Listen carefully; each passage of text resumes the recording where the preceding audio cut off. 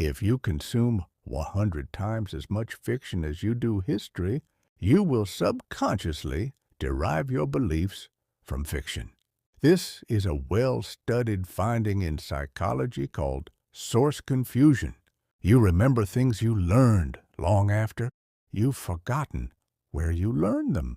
This applies to moral lessons derived from fiction as well. In fact, this is the entire reason we read morality tales with talking animals to our children.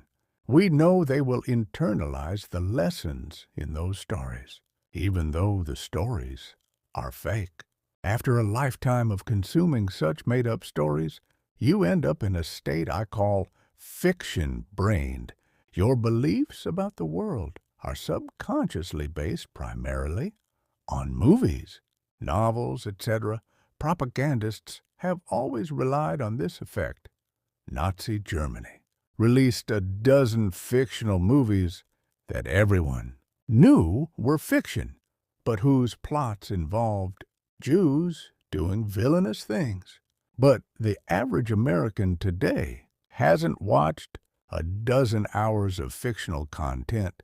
They've watched tens of thousands, making them the most propagandized people to ever live.